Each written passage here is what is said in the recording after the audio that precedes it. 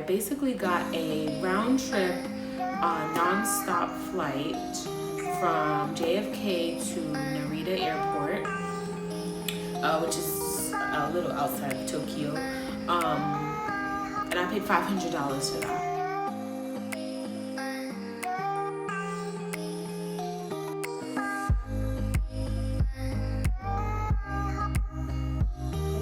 Dub fam.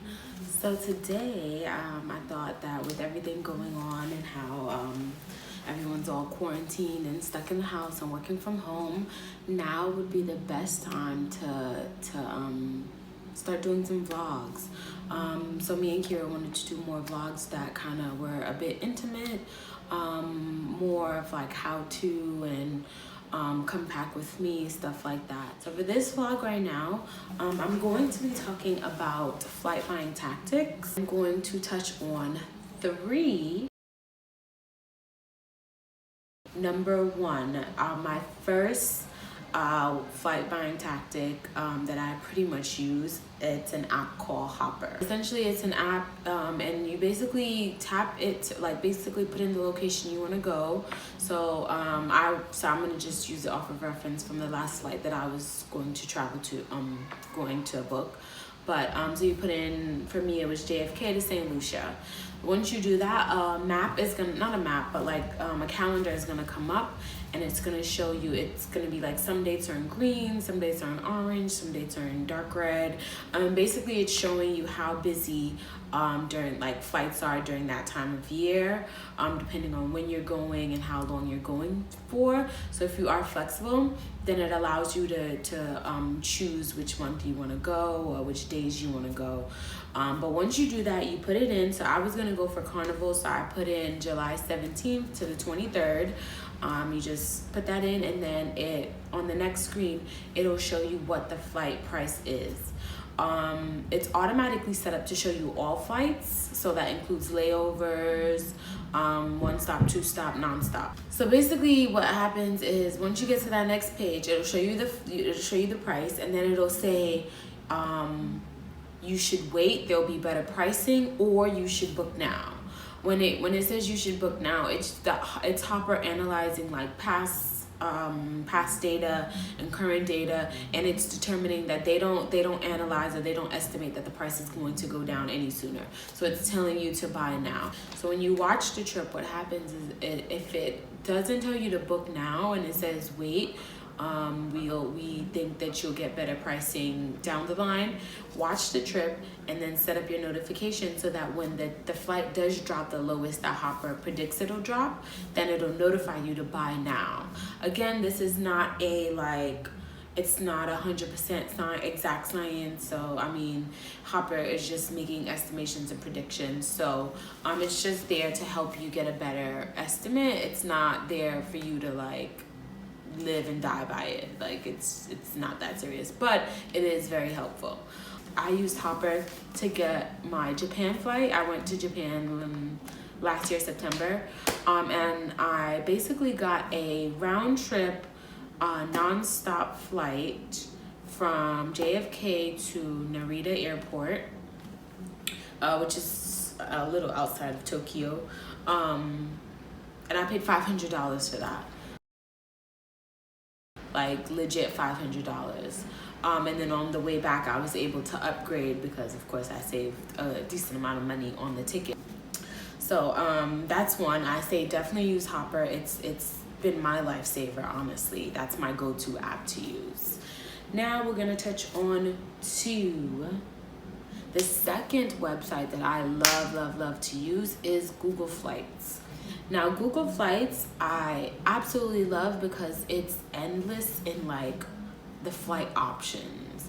It like if you're very flexible with your flight, then I would say use Google Flight. Because it just allows for more variety, whereas Hopper, I mean, you kind of got to know where you want to go, the dates you want to go, and then track your flight that way. But with Google Flight, it just kind of lets you, you know, first of all, it gives you options, like it shows you cheap flights from your destination or from different destinations. So if you're not even sure where you want to go, then it, you know, may plant a seed in your head. And then once you do kind of figure out where you want to go, it allows you to move around your dates. It tells you like, I mean, if you're flexible, these dates are cheaper than this date, or like this, you know, it's less money to do a longer trip than a shorter trip, or vice versa, whatever.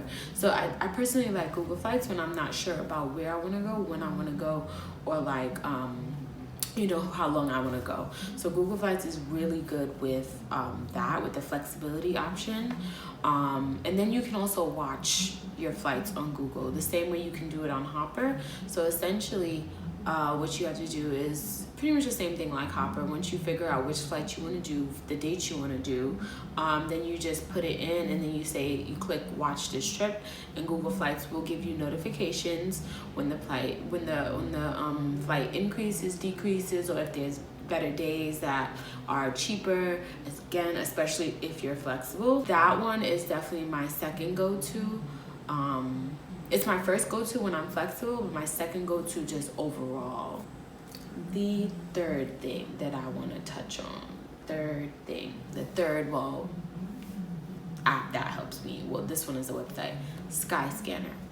Now, Skyscanner is my little spiel on Skyscanner is going to be a little short, because although it's in my top 3 things to use, I feel like I don't usually get to that because Hopper and Google Flights usually don't steer me wrong. But I know a lot of people who use Skyscanner and vouch for Skyscanner. And that's probably like the main reason why they're number 3 on my list, is because I'm always hearing people telling me to use Skyscanner when they give me recommendations about like flight tactics, you know, places to go to get cheap flights.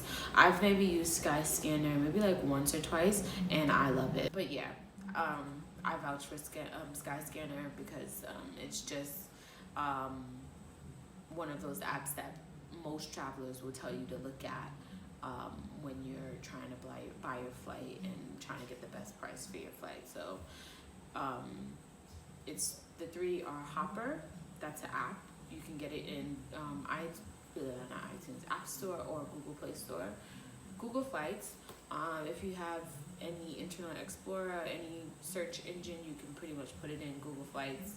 And then Skyscanner. I want to touch on a couple other things that I'd like to address in like flight buying tactics. So one thing that is like major thing that most people probably like skim over or don't do, whenever you book a flight, it makes complete sense to take out the airline account. So like the frequent flyer account for the airline. And even if you've never used that airline before, it's completely harmless for you to fill it out and get points and have a place for your points to go, rather than just forfeiting those points into the abyss. I have several frequent flyer accounts because it's free. You're not paying anything. You just sign up so that your points don't just go and sit there or get, you know, eliminated for whatever reason. I have the JetBlue, which I use frequently. I have American Airlines. I have Delta. I have Finnair.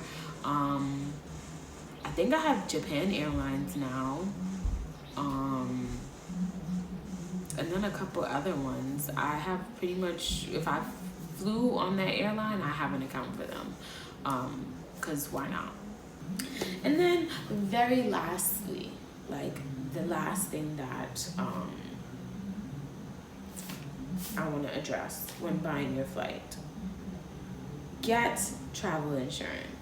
Most airlines offer travel insurance, and it's not just for like cancellations, but amid the whole pandemic that we're going through, if there's one thing that this has taught the travel industry is to sell travel insurance and you know, be an advocate to our clients to get travel insurance, because you never know when something's gonna happen. You never know how it's gonna happen. You never know who it's gonna happen to. It could be you. So you always want to be prepared for the unknown or unforeseen circumstances. Always get that travel insurance, because the money that you pay for the travel insurance is going to be way cheaper than the money that you pay if you didn't have the travel insurance and something happens, or the money that you lose out on. And not only does it help with like cancellations and stuff, but it does provide you coverage, medical coverage, emergency assistance coverage, evacuation coverage. Some of them provide dental coverage, some of them provide accident coverage, some of them provide rental car insurance. It depends, but always look into your travel insurance options. Don't just bypass it just because you want to save money. Always look at them, weigh your options. If you're not going to get it and you don't want to get it, by all means, that's up to you. But if it's in your means to get it, because you're not gonna regret it, and I promise you, you're not gonna regret it. So now the reason why I gave you guys like apps to use instead of like a set, like do this and then you'll get a cheap flight, or do that and you'll get a cheap flight, is because I don't have a set tactic that I use to purchase my flight. I have different things that I go to when I want to purchase my flight that help me. But in terms of having a set tactic, like I'm not gonna sit here and say I only purchase tickets on Wednesdays or Sundays or at 3 a.m. in the morning because I always get flights that time. That's just not something that I do. So I'm not gonna sit here and lie to you guys and say that. There is no one proper, like, there's no one way to buy a flight. There's no one tactic. There's no, one route to take and it's guaranteed that you'll get a cheap flight. Like, there's different things that you can use, different apps that you can go to for assistance, but it all depends on what works for you and your budget and your needs and your wants. If there's anything else that you guys do for yourself or you find helpful, then feel free to mention it in the comments. Don't forget to like and subscribe. We're trying our hardest to push out more content, especially in this downtime. So just be on the lookout for us. Subscribe for notifications, and follow our Instagram page if you don't do so already.